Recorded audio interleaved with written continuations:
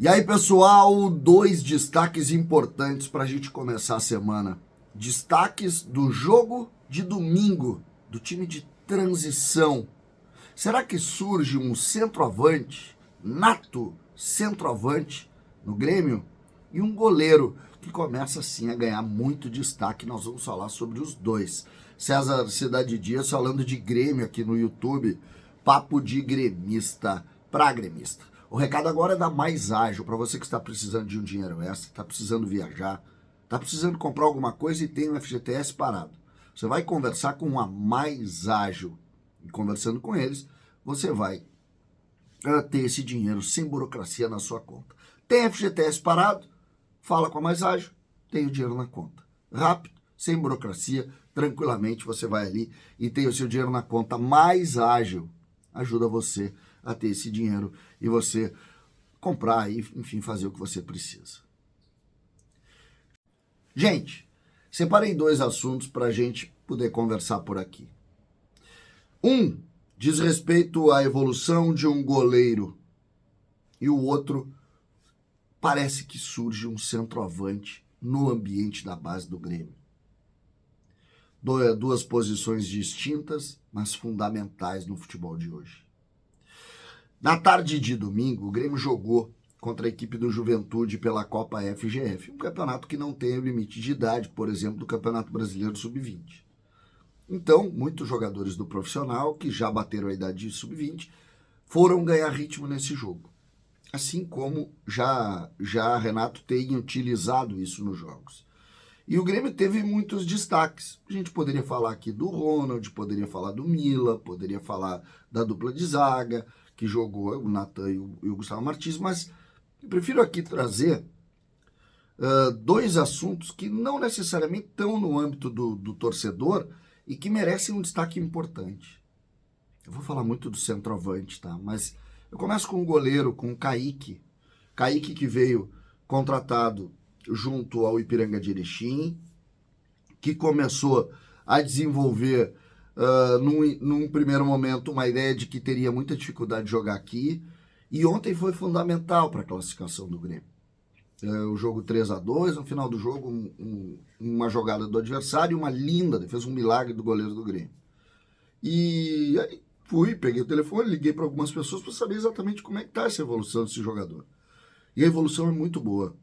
O jogador tem feito bons jogos, tem evoluído muito em relação a ele mesmo, que é o grande segredo desse momento, e não descartem se esse jogador não tiver o seu contrato renovado com o Grêmio. Ele que fez um contrato meio emergencial até o final do ano, lembra lá no último dia da janela, o Grêmio perdeu o Breno e tal, tendência até que esse menino seja contratado pelo Grêmio. Ele está evoluindo, está crescendo internamente, está ganhando moral e existe sim essa possibilidade, e isso passa exclusivamente pelo que ele está produzindo, como ele está produzindo, como ele vem jogando no ambiente do Grêmio. Dito isso, eu vou para o centroavante.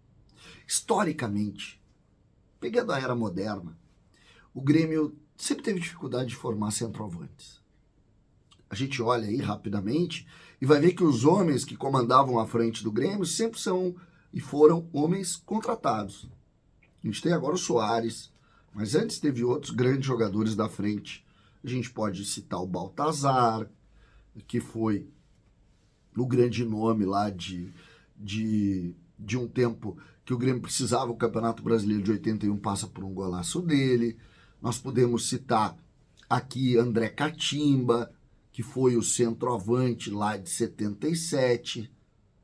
Nós temos nos títulos de 83, o Grêmio não tinha figura do centroavante, o Caio era um cara que saía mais, mas o Grêmio sempre construiu centroavantes, o Jardel em 95, o próprio Barrios, que foi protagonista do título de 2017, são jogadores contratados, e historicamente isso fez parte da realidade do Grêmio. O último grande centroavante criado no Grêmio, eu falo grande, com uma figura de ídolo torcedor, foi o Alcindo, que faz mais de 50 anos.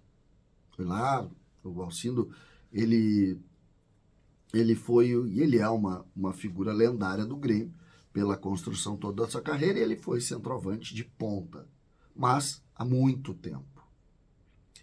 E não pensem vocês que essa não é uma incomodação para quem trabalha na base do Grêmio.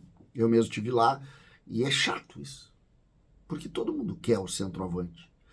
E isso é muito incomoda muito.